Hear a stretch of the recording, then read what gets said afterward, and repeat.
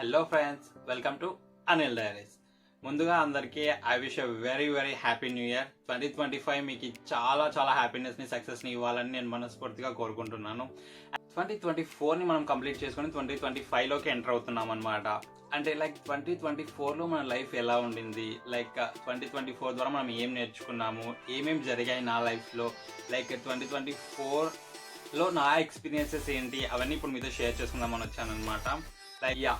2024 అనేది నా లైఫ్లో మాత్రం చాలా మెమరబుల్ ఇయర్. ఎందుకంటే నేను 2024లోనే ఇండియా నుంచి యూకేకి రావడం జరిగింది నా మాస్టర్స్ కోసము. అండ్ అసలు ఏం జరిగింది, యూకేకి ఎందుకు రావాల్సి వచ్చింది, అదంతా ఇప్పుడు మనం చూద్దాం అనమాట. ఫస్ట్ నేనైతే యూఎస్కి ట్రై చేశాను మాస్టర్స్ కోసము. యూఎస్లో యూనివర్సిటీ ఆఫ్ ఇలినాయిస్ స్ప్రింగ్ఫీల్డ్లో నాకు మొత్తం సీట్ వచ్చింది. అండ్ ఇంకా 2-3 యూనివర్సిటీస్ వచ్చాయి, బట్ నేను ఈ యూనివర్సిటీ ఫైనల్ చేశాను అనమాట. అండ్ నా వీసా రోజు హైదరాబాద్లో ఈ వీసా ప్రాసెస్కి వెళ్ళాము. వీసా ఇంటర్వ్యూ కోసం వెళ్ళాను అనమాట. అండ్ వెళ్ళేంత వరకు కూడా మొత్తం చాలా బాగానే జరుగుతుంది. Everything is going on to the plan అనమాట. అండ్ వీసా ఇంటర్వ్యూ రోజు మొత్తం నా వ్యూ అంతా చేంజ్ అయిపోయింది. అప్పటి వరకు కూడా మాక్ ఇంటర్వ్యూస్లో అంతా కూడా నేను బాగానే పర్ఫామ్ చేస్తున్నాను. కన్సల్టెన్సీ వాళ్ళు కూడా they are completely confident that నేను ఇంటర్వ్యూ క్రాక్ చేస్తాను ఖచ్చితంగా అనేసి అనుకున్నారు. అండ్ నేను కూడా ఆన్సర్ చేస్తున్నాను. నేను కూడా దాని గురించి హార్డ్ వర్క్ చేశాను. వీసా ఇంటర్వ్యూకి ప్రిపరేషన్ కానీ, లేకుంటే ఎలాంటి క్వశ్చన్స్ అడుగుతారు యూట్యూబ్లో చూడము, ఈ కన్సల్టెన్సీ వాళ్ళు ఇచ్చిన క్వశ్చన్స్ని కూడా ప్రిపేర్ అవ్వడము, and everything I worked hard. And నేను చాలా జెన్యూన్గా ట్రై చేశాను ఇంటర్వ్యూ క్రాక్ చేయడానికి కూడా. అండ్ నేను కూడా కాన్ఫిడెంట్గానే ఉన్నాను, ఖచ్చితంగా ఇంటర్వ్యూ అయిపోతుంది ఏమీ ఇబ్బంది లేకుండా అనేసి. అండ్ ఇంకో హెల్త్ రిలేటెడ్ కోర్సెస్కి ఈజీగా వీసా అప్రూవ్ అయిపోతుంది అనేది కూడా నేను ఆల్రెడీ విన్నాను అనమాట కొంతమంది దగ్గర నుంచి.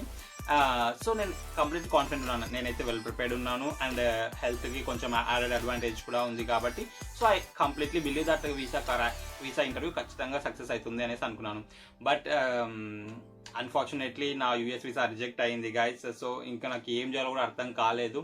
అండ్ సెకండ్ అటెంప్ట్కి ట్రై చేద్దామా, లేకుంటే ఇంకా మళ్ళీ నెక్స్ట్ ఇంకేంటి, ఒకవేళ రిజెక్ట్ అయితే నాకైతే ఫస్ట్ అసలు ఆ రిజెక్షన్ విన్న దగ్గర నుంచి చాలా సాడ్ అయిపోయాను. నేనైతే కంప్లీట్లీ సాడ్ అయిపోయి అసలు నాకు ఏం చేయాలో కూడా అర్థం కాలేదు. అంటే నేను ఆలోచించలేదు, ప్లాన్ బి కూడా లేదనమాట. ఎందుకంటే ఖచ్చితంగా సక్సెస్ అయిపోతుంది, నేను ఇంకా యూఎస్ వెళ్తున్నాను అనే ఇదితోనే ఉన్నాను అనమాట, నా మైండ్ సెట్తోనే.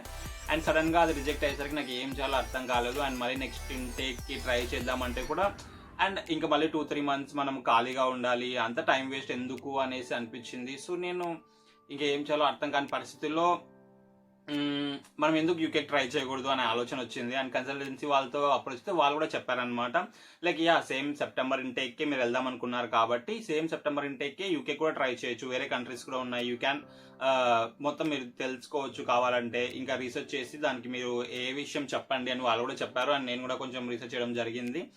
అండ్ నాకు అనిపించింది ఏంటంటే మనం మాస్టర్స్ కోసం వెళ్తున్నాము, నాకు మాస్టర్స్ డిగ్రీ కావాలి, అది ఏ కంట్రీలో అయితే ఏంటి.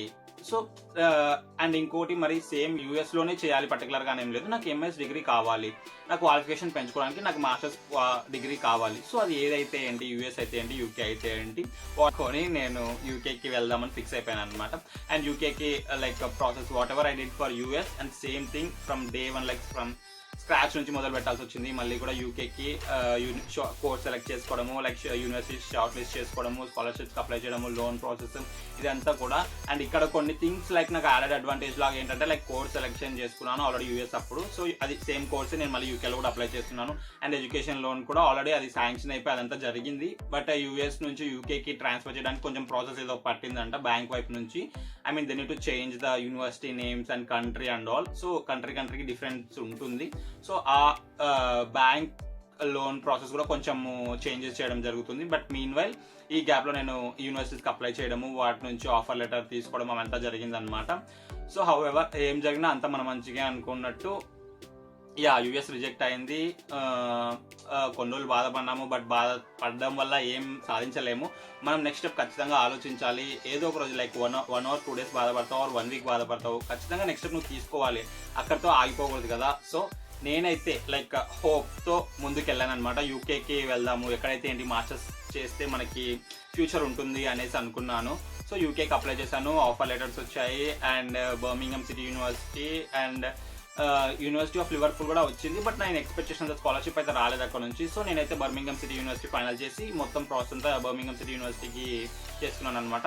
అండ్ అండ్ ఇక్కడ కూడా లైక్ యూకేకి రావడానికి కూడా మనము ప్రీకాస్ట్ ఇంటర్వ్యూ ఫేస్ చేయాల్సి ఉంటుంది అనమాట. లైక్ ఆల్రెడీ మనం ఒకసారి రిజెక్ట్ అయ్యాం కాబట్టి నాకైతే ఒక చిన్న లిటిల్ బిట్ భయం అయితే ఉండింది. బట్ నేనైతే నా ప్రిపరేషన్ నేను చేశాను. లైక్ 100% నేను ఏమైతే ఎఫర్ట్స్ పెట్టాలో అవన్నీ చేశాను. నా ప్రీకాస్ట్ ఇంటర్వ్యూ సక్సెస్ఫుల్గా కంప్లీట్ అయ్యింది. యా, సో యూకేకి రావడం జరిగింది అలాగా.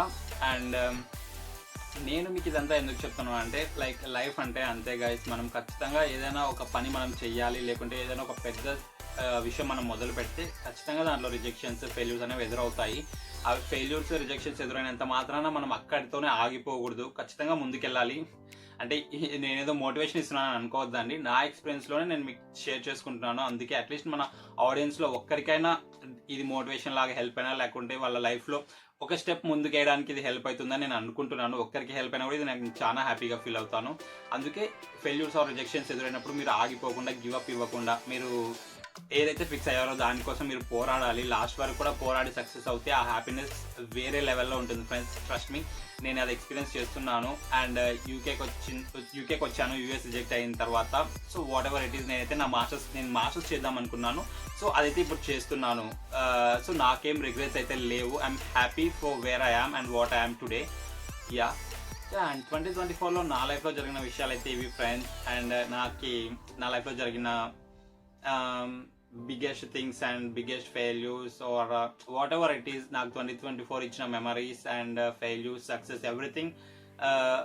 సో నాకు 2024 అనేది చాలా మెమరబుల్గా ఉంటుంది ఎప్పటికి కూడా. లైక్ ఈ ఇయర్లో everything it's roller coaster of emotions for me. High చూశాను, లో చూశాను, హ్యాపీగా ఉన్నాను, సాడ్గా ఉన్నాను, everything, all kind of emotions నేను ఎక్స్పీరియన్స్ చేసింది ఈ ఇయర్లోనే especially. So I will be definitely grateful for what I am. And yeah, 2024లో నేనైతే చాలా నేర్చుకున్నాను. అండ్ మీరు కూడా 2024లో నేర్చుకున్న ఒక చిన్న థింగ్ కానీ ఏమన్నా కానీ, ఏ విషయం మీరు నేర్చుకున్నారు 2024 ద్వారా, 2024 మీకు ఏమి ఇచ్చింది, లైక్ ఏం నేర్చుకోగలిగారు, ఏం ఎక్స్పీరియన్స్ చేశారో మీరు కామెంట్స్లో మెన్షన్ చేయండి ఖచ్చితంగా. అండ్ యా, ఇలాంటి మరిన్ని అప్డేట్స్ కోసం please do like, share and subscribe Anil diaries. Once again happy new year guys, love you all.